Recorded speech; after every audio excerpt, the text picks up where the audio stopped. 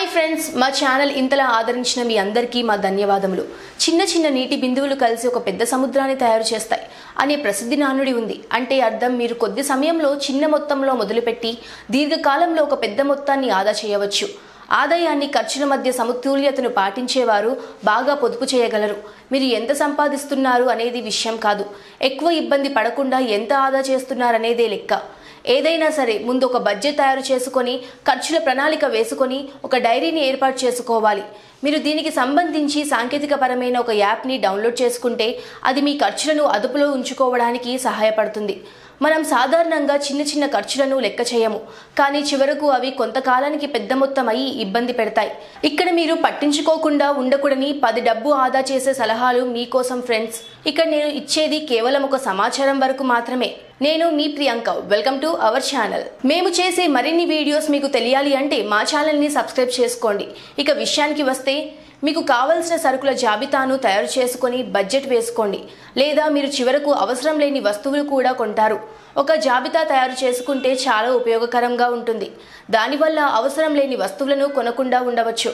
పండుగ సీజన్లో లేదా అతిథులను ఆహ్వానించినప్పుడు ఒక జాబితాను పరిగణలోకి తీసుకోవాలి. దాని ప్రకారమే కొనుగోలు చేయడం మంచిది. మీరు ఆన్లైన్ లేదా విడిగా కొనే వాటికి కొంత తేడా ఉంటుంది. మీరు కొనాలి అనుకునే వస్తువులను ఏమైనా ఎక్కువ తగ్గింపు ధరలు ఉన్నాయేమో పోల్చి చూసుకోండి. అంతేకాకుండా ఉదాహరణకు, మీరు ఒక మొబైల్ కొనాలి అనుకుంటే ఒక ధర మాత్రమే కాకుండా ఆన్లైన్లో రివ్యూ కూడా చూడండి. ఎలక్ట్రానిక్ వస్తువులపై ఆన్లైన్లో అప్పుడప్పుడు ఆఫర్లు వస్తుంటాయి, వాటిని వినియోగించుకోండి. మీరు మందులు కొనుగోలు చేసేటప్పుడు మీ బిల్పై కొంత తగ్గింపు వచ్చే మెడ్ప్లస్ లేదా అపోలో ఫార్మసీ దుకాణాలలో కొనుగోలు చేయండి. ఈ ఫార్మసీలో కొనుగోలు చేయడం వల్ల మరో ప్రయోజనం ఏమిటంటే, మీ మందులను ట్రాక్ చేసుకోవచ్చు. మీకు అవసరమైన జాబితాన్ని డౌన్లోడ్ చేసుకోవచ్చు. వారు మీకు ఒక లాగిన్ ఐడి కూడా ఇస్తారు. పన్ను రిటర్న్లు సమర్పించేటప్పుడు దీన్ని చూపించుకోవచ్చు. ఇటీవల చాలా రాష్ట్రాల్లో జనరిక్ దుకాణాలు ప్రారంభిస్తున్నారు. వీటిని సైతం కొనుగోలు చేసి మీ బిల్లును తగ్గించుకోవచ్చు. ఒక నిజంగా విశ్రాంతి కావాలంటే, డిన్నర్ లేదా మూవీకి వెళ్ళాలి అనుకుంటే గాబరపడి వెళ్ళవద్దు. ఏ రెస్టారెంట్లో తగ్గింపు ఆఫర్లు ఉన్నాయో సమాచార జాబితాన్ని కొన్ని వెబ్సైట్లో పరిశీలించుకోండి. మీరు సినిమా టికెట్లు బుక్ చేసే ముందు ఆపరేటర్ ఏమైనా కార్డ్స్పై ఆఫర్లు పెట్టాడేమో తెలుసుకోండి. కొన్ని బ్యాంకులకు వీటితో టైఅప్ ఉంది. మీరు ఏదైనా పెద్ద వస్తువు మంచిది కొనుగోలు చేయాలంటే ఆఫర్ల కోసం ఎదురు చూడండి.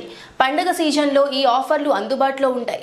పండగ సమయాలలో ఎలక్ట్రానిక్ వస్తువులపై చాలా పెద్ద ఆఫర్లు ఉంటాయి. కొన్ని వస్తు మార్పిడి ఆఫర్లు కూడా ఉంటాయి. పెద్ద వస్తువు కొనుగోలు చేసేటప్పుడు నాణ్యతకి ప్రాధాన్యం ఇవ్వండి, ఎందుకంటే దానికోసం మళ్ళీ ఖర్చు చేయాల్సిన అవసరం రాకూడదు. డబ్బు సంపాదించడానికి ఇదో మంచి పద్ధతి. కొంతమంది అవసరమైన వస్తువులను అమ్మి డబ్బు సంపాదిస్తారు. అయితే వస్తువులను అమ్మేటప్పుడు తెలివి అవసరం. ఇటీవల OLX లాంటి వెబ్సైట్లు పాత వస్తువులను అమ్మడాన్ని సులభతరం చేశాయి. క్రెడిట్ కార్డ్ అత్యవసరాల్లోనే వాడండి. అవును, ఇది ప్రతి ఒక్కరికి చెప్పే అత్యంత సాధారణ చిట్కా.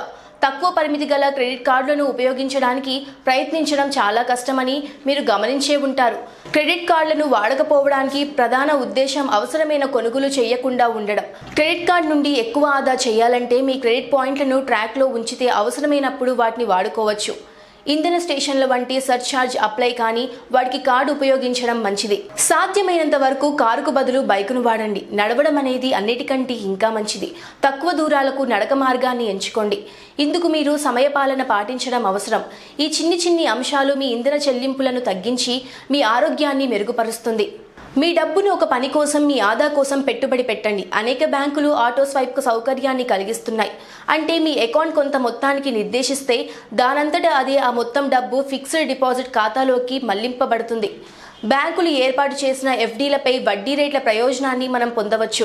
ఆర్థిక పరమైన సమాచారం తెలుసుకుంటే మీరు బ్యాంక్ డిపాజిట్లు పెరుగుతున్నాయో లేదా తగ్గుతున్నాయో, లేదా డెబిట్ లేదా క్రెడిట్ కార్డులపై ఏమైనా ఆఫర్లు ఉన్నాయా అనే అనేక మార్గాలను తెలుసుకోవడానికి సహాయపడుతుంది.